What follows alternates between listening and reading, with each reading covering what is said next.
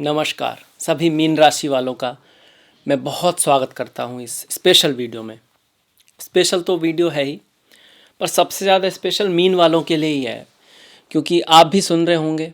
हो ही नहीं सकता अगर आपकी ज्योतिष में रुचि हो, ना सुना हो कि मीन राशि में कुछ बहुत बड़ा होने वाला है। मीन राशि में शनि आएंगे तो 7.5 का दूसरा स्टेप स्टार्ट होगा आपका, है ना, 29 से। इसके साथ साथ राहु इससे उस तरफ जा रहे हैं, कुंभ की तरफ जा रहे हैं, तो शनि राहु की टक्कर होगी आपकी। 29 तारीख को ही हिंदू वर्ष नया साल स्टार्ट होगा। साल की स्टार्टिंग में ही राहु शनि का मिलके श्रापित योग का बनना, कुछ लोग इसको पिशाच योग भी बोल रहे हैं, पर श्रापित ये ज़्यादा करेक्ट टर्म है, क्योंकि पिशाच का संबंध ब्लड से होता है जो मंगल है, श्राप का संबंध शनि से होता है, इसलिए शनि राहु का जो कॉम्बिनेशन है वो श्रापित होता है। मंगल केतु का जो होता है उसको पिशाच योग बोलते हैं, तो श्रापित ज़्यादा सही टर्म है।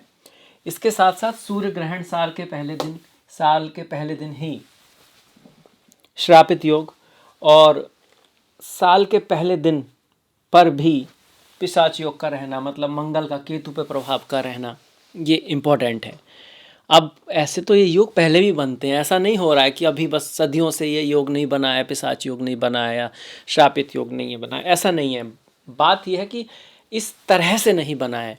इस तरह से मतलब जब 29 तारीख आप देखोगे तो ये जो मीन राशि है इसमें राहु होंगे, शनि होंगे, सूर्य होंगे और चंद्र भी यहाँ आ जाएंगे, शुक्र भी यहाँ आ जाएंगे, बुध भी यहाँ आ जाएंगे। तो आप गिनिएगा 1 2 3 4 5 6 6 ग्रह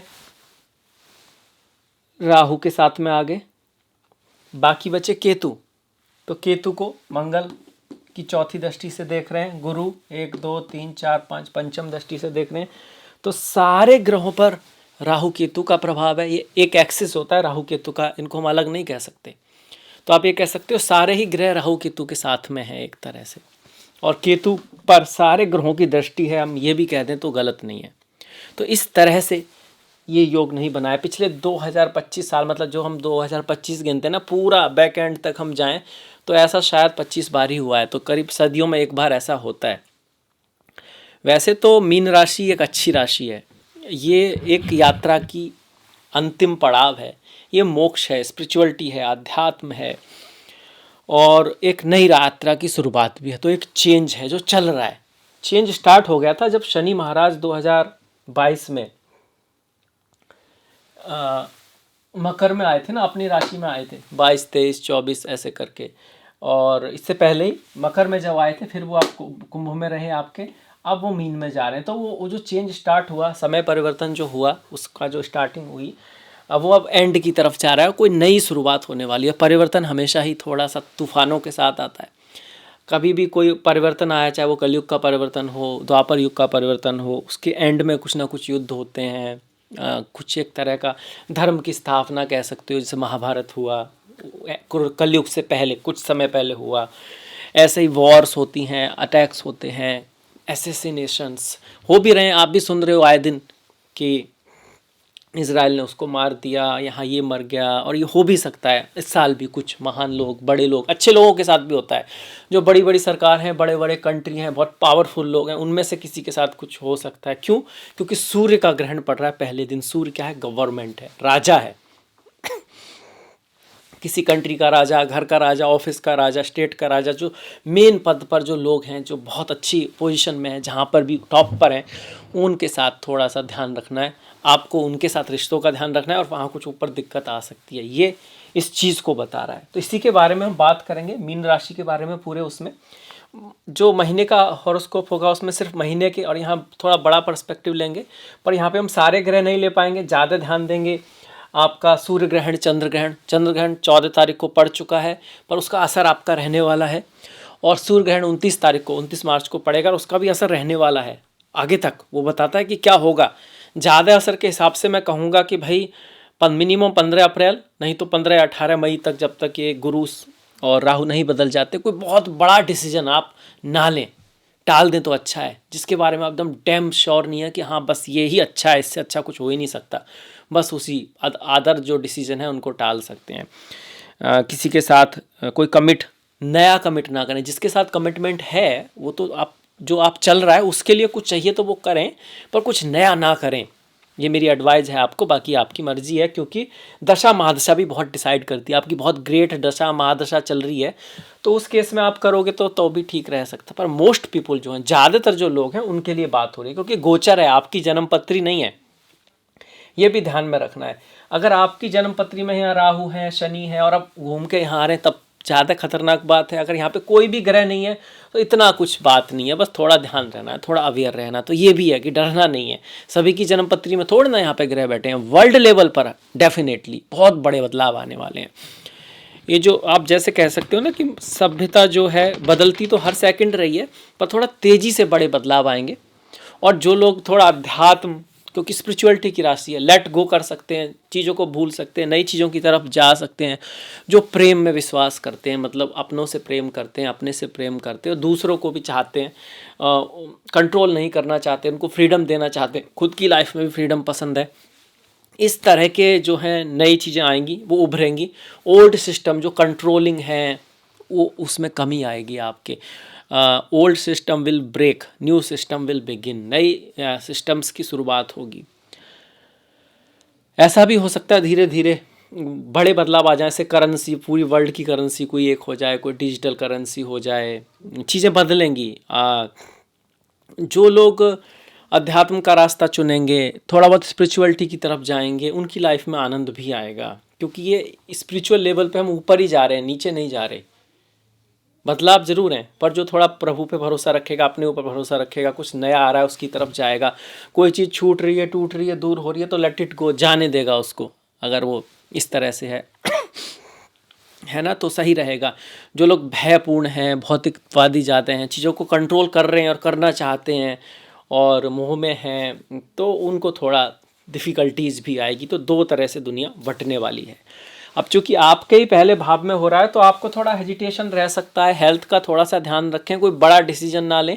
अदरवाइज ये 7.5 भी मई के बाद, जब राहु आपके कुंभ में जा रहे हैं, है ना, तो तब जब शनि यहाँ पर है तो ठीक है। 7.5 आपके लिए स्वर्ण के कदम लेकर आई है, पर 2 महीने आपको थोड़ा सा अवेयर जरूर रहना है, इस बात में कोई शक नहीं है।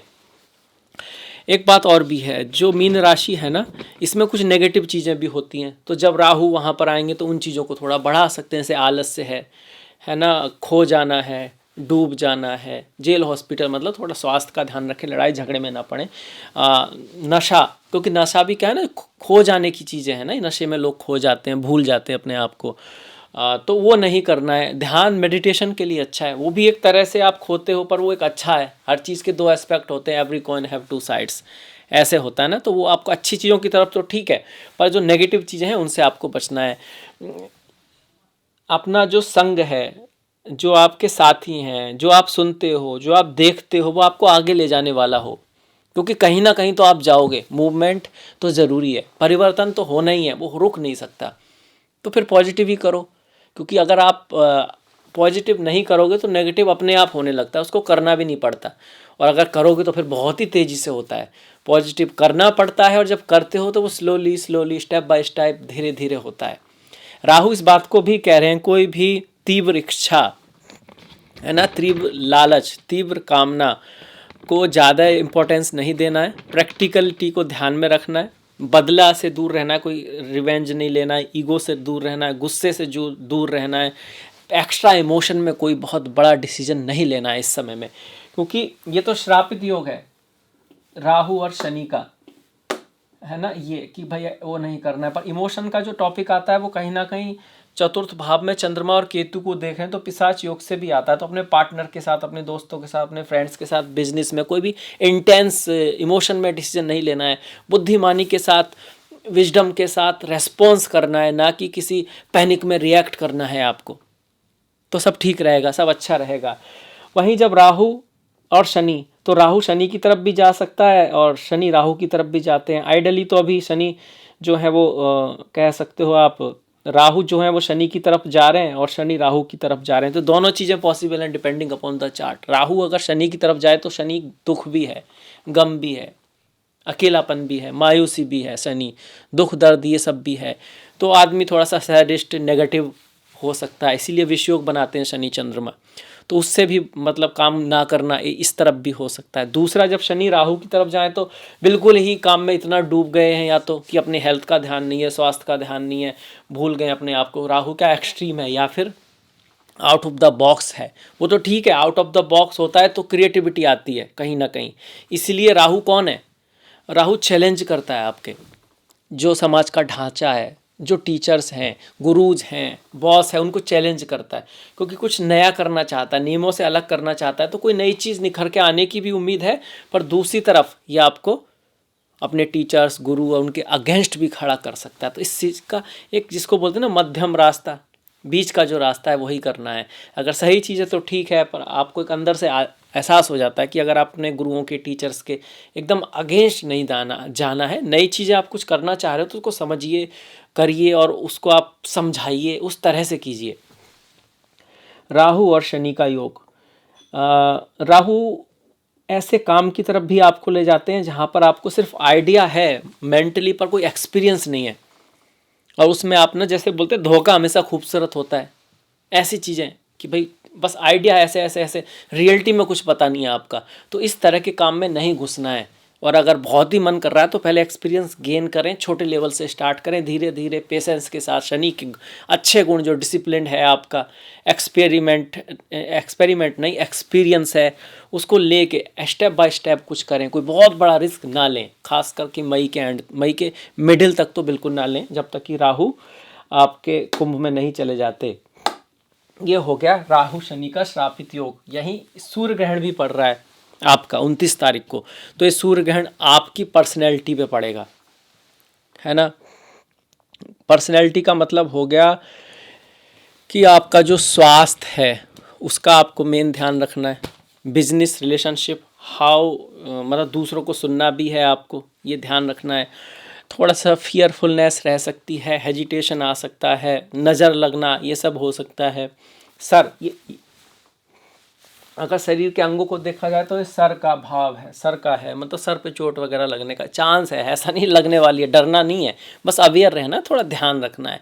ये बुद्धि है, तो कोई सडनली कोई डिसीजन ना ले। इतने सारे ग्रह एक ही घर में आ गए, जैसे एक ही कमरे में 20 लोग भर जाएं, तो विचारों में कुछ ये कोलाहल, बहुत सारे के विचार, तो थोड़ा थोड़ा शांत रह के आपको रेस्पॉन्सिबली कोई सही डिसीजन लेने, जल्दबाजी में नहीं लेने हैं। अब यहाँ पर चंद्र ग्रहण भी पड़ा है आपका 14 तारीख को, उसका भी असर रहेगा काफ़ी समय तक। तो रिलेशनशिप में, बिजनेस में, हेल्थ में आपको थोड़ा संभल के ध्यान से चलना है। घर के जो नौकर हैं, घर का जो पालतू जानवर होते हैं, उनकी लाइफ में भी कुछ उतार चढ़ाव रह सकते हैं, या उनसे संबंधित भी कोई इशू आ सकता है, इसको भी आप ध्यान रखें, मीन राशि वाले। तो ये हो गया पिशाच योग का, श्रापित योग का, चंद्र ग्रहण का, सूर्य ग्रहण का रिजल्ट। बाकी इस महीने का जब होगा तो हम उसमें बुध को और शुक्र को भी कवर करेंगे, जो यहाँ पर हैं, और भी बहुत सारी चीज़ें हैं एक, तो उसमें उन चीज़ों पर ज़्यादा फोकस करेंगे। आई होप आपको पसंद आया होगा, तो आप लाइक कीजिएगा, सब्सक्राइब कर सकते हैं अगर आप पहली बार हैं। अगर कोई अपना सुझाव है तो ज़रूर दीजिएगा। इस बात को और ज़्यादा आप कंफर्म करना चाहते हैं कि कैसा रहेगा, तो आप खुद ही देख सकते हैं कि यहाँ पे कोई ग्रह या नहीं है। अच्छे ग्रह हैं तो ज़्यादा अच्छे रिजल्ट आएंगे, अगर यहाँ कुछ टफ ग्रह आपकी जन्म कुंडली में है तो थोड़ा ध्यान रखना ज़्यादा है। बस इतना ही है। आपसे मुलाकात होगी नेक्स्ट वीडियो में, तब तक के लिए नमस्कार, धन्यवाद।